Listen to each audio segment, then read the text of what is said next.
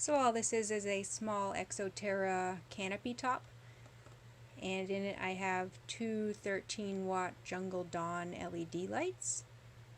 You'll notice I've removed these reflectors. There would normally be one on either side. For LED lights, you want to reduce the heat as much as possible. It will help last longer, so by removing the reflector you leave those vents on the top open. If you are using compact fluorescents, you want to leave the reflectors in. It'll help maximize the output.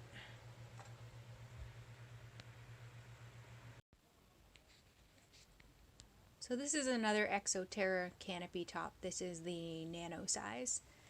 And inside I have a Uvb 100 Exoterra bulb, which is 13 watts.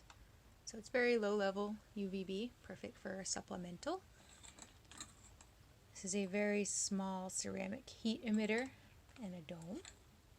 And I have it hooked up to a rheostat, which will be able to turn up and down the wattage. And I keep these pretty much turned down all the way because I place them very close to the basking sites.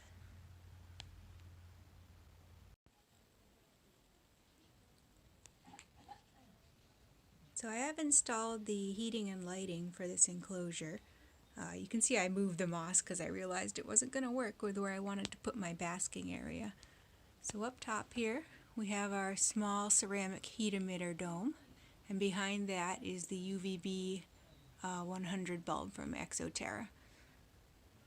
So this shelf is basically the basking area, and everywhere else is a retreat from it.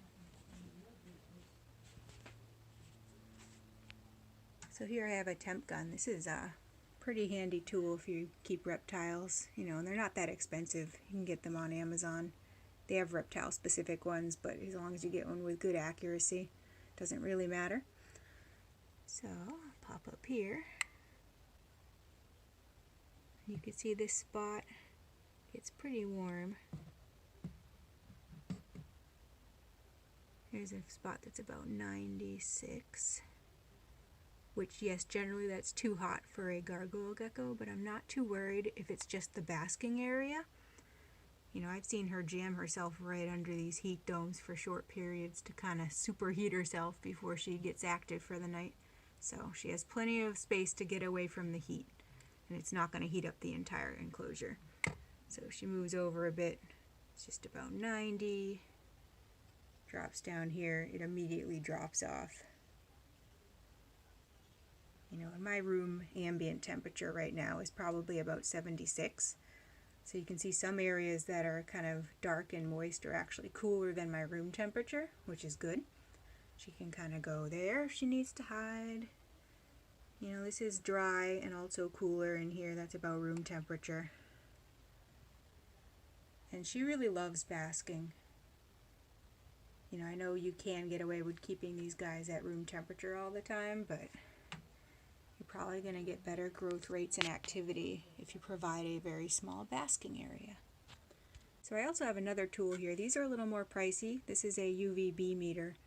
It's specifically designed for reptiles and hones in on the exact spectrum needed for vitamin D synthesis.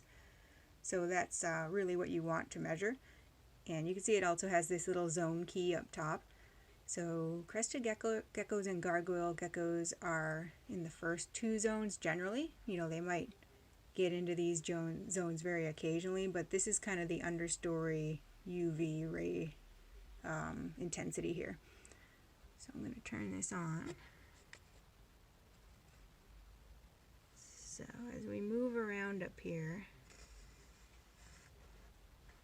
as you get right under the bulb on the shelf, you might be able to hit 3 here. Yep, there we go. This is kind of about the level she'll be, is 2 to 3 if she sits right under it. She moves away. It starts dropping off.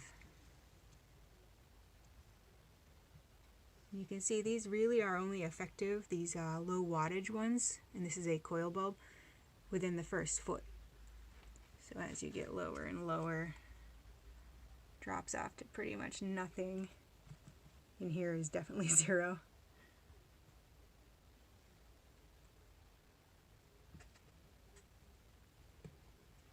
But basically, if she feels the need for extra UV, she can get it. And it's kind of close to the heat area because that's the way it would be in the wild. Because it's two different fixtures, I can't get them right on top of each other, but you know, kind of in the middle here is really hot and also lots of UV, and she can kind of move cooler over here or down here.